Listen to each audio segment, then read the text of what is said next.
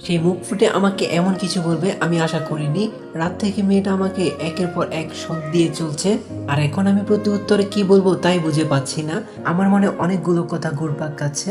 প্রথমত, একজন অপরিচিত মানুষকে কোনো মতে বাড়িতে থাকতে দেওয়ার মতো বিশ্বাস করা যায় না। তার উপরে ওকে দেখে কোনো রকমেই কাজের মেয়ে বা নিম্নবর্তী পরিবারের মনে হচ্ছে না। আর এসব ভাবতে ভাবতেই আমি পড়ে গেলাম মহাবিপাকে। এদিকে মেয়েটি নিঃশব্দে কাঁদছে, হতেও পারে সে আসলেই বিপদে। কিন্তু যদি এমন কিছু না হয়, যদি তার মতলব ভিন্ন থাকে। শহরে এখন বিভিন্ন পন্থা অবলম্বন করে চোরের ডাকাতেরা মতলব সিদ্ধান্ত করে থাকে। আপাতত ডাইনিং স্পেসের পরিবেশটা বেশ থমথমে হয়ে আছে, একদম প্যান্ড্রপ সাইলেন্ট হয়ে আছে সব। মেয়েটি একবার চোখ তুলে তাকাচ্ছে না। কিছুক্ষণ পরে সে বলে উঠল, দেখুন আমি চোর বা ডাকাত নই, আমি সত্যি কাজ করব। সব আপনার বাসার, এর বিনিময়ে শুধু আমাকে থাকতে দিবেন, টাকা পয়সা লাগবে না, আমার কাছে কোনো মোবাইল ফোনও নেই, আমার বাইরে বের হওয়ারও কোনো প্রয়োজন নেই। আপনি যখন বের হবেন তখন আমাকে তালাবদ্ধ করে রেখে গেলেই হবে। এক নিঃশ্বাসে সবগুলো কথা সে বলে শেষ করলো। এবার আমার জবাবের অপেক্ষায় সে অসহায় দৃষ্টিতে বাচ্চাদের মতো তাকিয়ে আছে আমার দিকে। তাকে একদম একটা ছোট্ট বাচ্চা মনে হচ্ছে। একটু আগে তার ঘুমের রেশ কাটেনি, কিন্তু এখন দেখে মনে হচ্ছে তার চোখের কোনো ঘুম নেই। একটা জবাবের অধীর আগ্রহে অপেক্ষা করছে সে।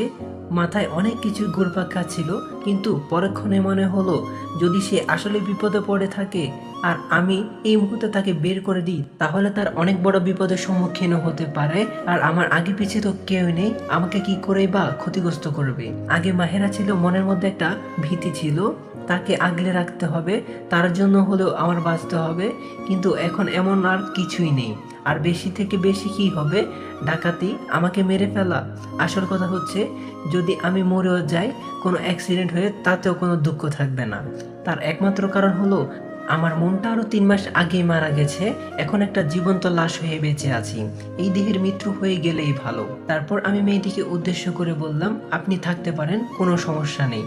কথাটা বলার সাথে সাথেই মেয়েটার মুখে একটা প্রশান্তির হাসি ফুটে উঠল, এবং সে চেয়ার থেকে উঠে কিছু না বলে প্লেটগুলো নিয়ে সোজা রান্নাঘরে চলে গেল। আমি ধম ধরে টেবিলেই বসে আছি। এর মাঝে এসে সে সুন্দর করে টেবিল গোছালো। আমি তাকে দেখে একটু অবাক হই, কেমন যেন এক ভিন্ন প্রজাতির মানুষ মেয়েটি।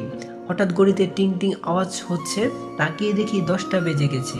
আমার মিটিং আছে একটা 10টা 30-এর দিকে। তাড়াতাড়ি করে উঠে উপরে গেলাম আমার ঘরে। মেয়েটি রান্নাঘরে ছিল, আমি তাকে নিচে রেখেই এসেছি।